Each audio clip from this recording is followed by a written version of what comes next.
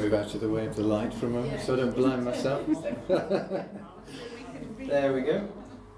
Nice to be able to see the slides. Good evening, everybody. Thanks for coming this evening. Every year, we have, in the winter, we have a meeting around about Darwin Day. This year we have pancakes.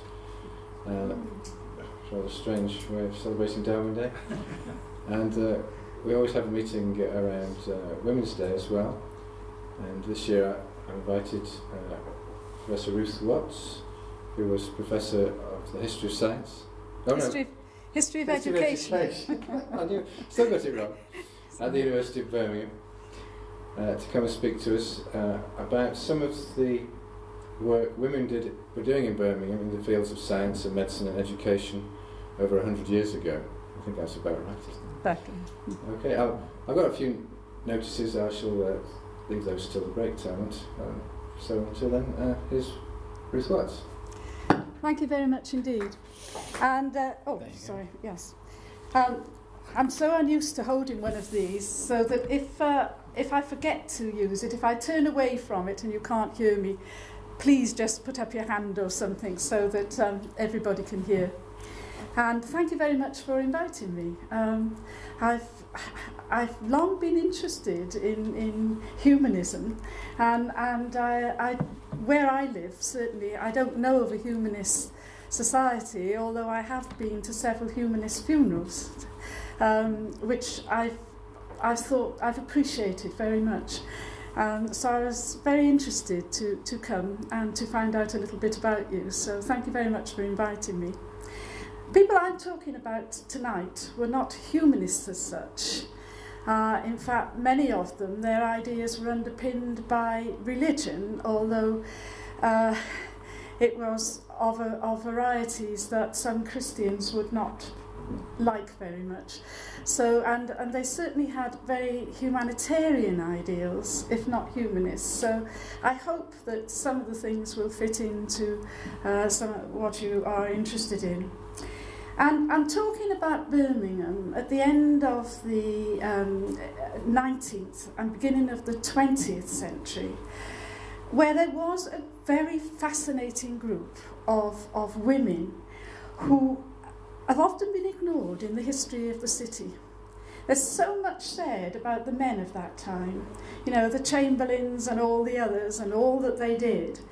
And businessmen, political, religious leaders, very well known in national history as well as local. But the women of the same families have been written out. They have been ignored until fairly recently. Now, these women, a number of them, made considerable changes in the lives of their own community. They were involved in national things, and some of them were involved in international matters. They were women of the industrial, professional, political, liberal elite who dominated Birmingham at that time, largely Unitarians and Quakers, families who had only recently risen to political power and were energetically concerned in considerable change. Now, many Unitarians, as I'm sure many of you will know, were very much exercised by the civic gospel of a number of their socially concerned ministers. And some other nonconformist sects were also interested in that. Many liberal Quakers were similarly motivated by a desire to demonstrate their religious beliefs through social and public service. And they wanted to help less fortunate citizens. Now, the people I'm talking about were not all rich, although quite a few of them were. But they were concerned with being active in educational and social service. Earlier in the century, it was women from these families who had been prominent in Birmingham's female anti-slavery society, and I'm quoting now, the first, the largest, the most influential and the longest lasting of the many such female societies, which were both greatly significant in this movement and the key to its whole development. And again, it has not been until recently that women's part in the anti-slavery movement has really been recognised. And it is now known that the women's groups went on longer than the men's. After 1833, a lot of the men's societies were more interested in political reform at home. But the women's societies continued until after the American Civil War. The political and civic skills that these women learned through their participation were carried on and developed by their female descendants, who stressed women's maternal instincts. So, you know, women were not supposed to be in politics at that time, but mothers were supposed to care for others, and they were supposed to care at home, and they extended that to caring for those who were less fortunate than themselves elsewhere, and this took them out into the public sphere. And they had much experience in municipal and philanthropic concerns of social welfare. Now, since such women live largely in the same areas, Edgbaston, Moseley, Harborne, round there, belonged to the same political, social and religious networks, became involved in the same reforms, they constituted a kind of informal community. In fact, I often wonder if they ever knew exactly which meeting they were attending, because it was the same women turning up to all the same things. Although their ideals, as I said, were underpinned by religion, they were very, very humanitarian, if not humanist in the sense that you might consider it. Albeit, and this is very important, all their ideas were permeated by ideas of class. Now, to illustrate this, I've chosen two women who represent between them areas of education, medicine and social reform in which women were so vital in Birmingham. So they're Mary Sturge, who became the second, in 1905, became the second permanent woman doctor at the Birmingham Women's Hospital, and Julia Lloyd, who became preeminent in Birmingham's kindergarten and nursery movement. So, first of all, I'm going to talk about Mary Sturge, who was called Maida by her family. Coming from a leading Quaker family in Birmingham, her grandfather Charles Sturge was mayor of Birmingham the year she was born. Mary Sturge, known to her family and friends as Maida, early showed promise. A promise was aided by educational developments for girls in Birmingham at that time.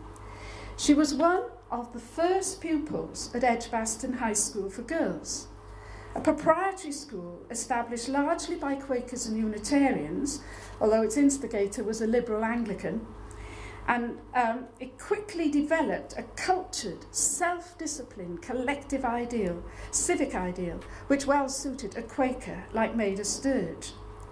Its first headmistress, the Unitarian Alice Cooper, had been among the first to take new qualifying exams for aspirant women secondary teachers, and indeed to teach in the new secondary schools for girls. So it's very important to realise that all this was very, very new. There had been nothing approximating secondary education for girls in formal schooling before. And from the 1870s, you had the Girls' Public Day School Company, as it was first called, which was set up to try and give a first class, but cheap, had to be cheap because fathers weren't going to fork out lots of money for their girls' education, cheap secondary education for girls who were socially superior to those attending the elementary schools. So it was always intended on a class basis. Edgbaston High, however, remained an independent institution. It wasn't part of the Girls' Public Day School Company. It was very unusual amongst many schools at that time, most schools at that time, because it allowed girls to opt into instead of out of religious education. It grew quickly, despite the rivalry from 1883 of the new endowed King Edward VI High School for girls, supported by both clergymen and the dominant elite of Birmingham, and its sister grammar school for girls. At Edgbaston High, despite where the girls came from, its original pupils, the low standard, the standard of education was very low when they entered, but it improved very, very quickly. So much so that girls were soon attaining distinctions in public examinations, although the broad academic, liberal and unusually scientific curriculum was never dominated by exams. The school indeed could boast of a full cultural and sporting life, including cricket, to the delight of many of the girls, but not to the local press, as you can see. We thought it was just stupid, really. Despite or in consequence of such liberality, many ex-Edgbaston students either were amongst the first generation of women university students or eagerly took advantage of new openings for women in a variety of occupations. And for example, Geraldine Cadbury, who was Geraldine Southall when she was at the school, was long involved in helping juvenile offenders, eventually becoming vice president of the International Association of Children's Court Judges, and Dame Geraldine Cadbury. So I've just used her as one example, but I could use many, and they were from this first generation of girls. Now, modern historians do debate whether such developments were revolutionary, or whether they were merely providing suitably educated wives for the growing professional and well-educated male middle class and the female teachers to educate the girls. Cooper's work at Edgbaston, including her encouragement of charity activities and debates, her links with the old girls, and her stimulation of a cultured, self-disciplined, collective civic ideal, certainly fitted the liberal, moral and intellectual values of the social group supporting the school, and enabled future companionate wives of men of that class to participate in the more organised philanthropy which was becoming their recognised work.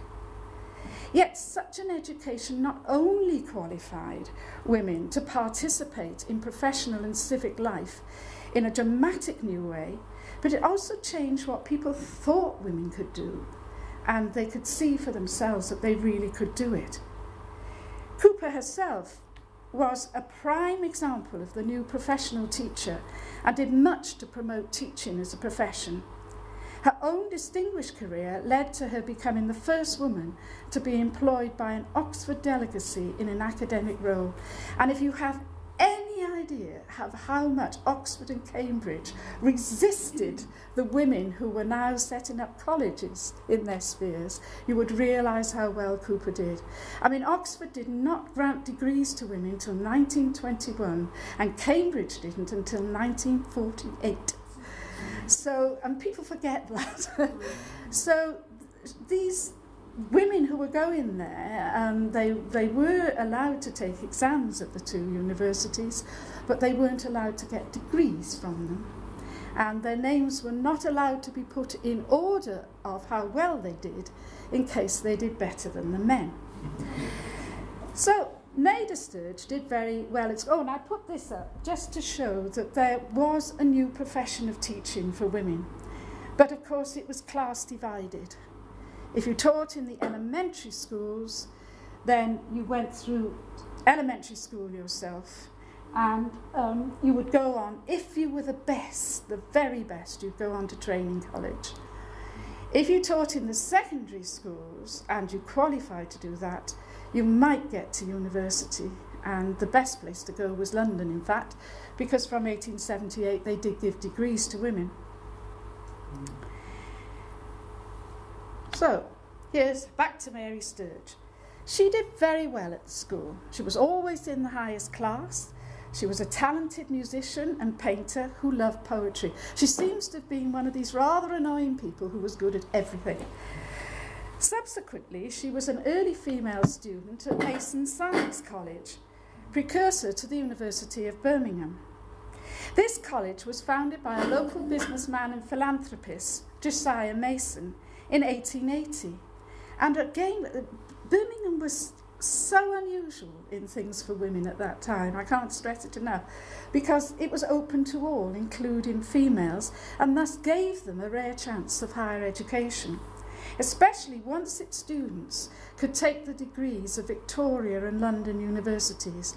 I don't know whether you know, but at that time, Leeds, Manchester and Liverpool had started universities, but they still took London degrees for a time. But the three of them then joined together for a time and became Victoria University.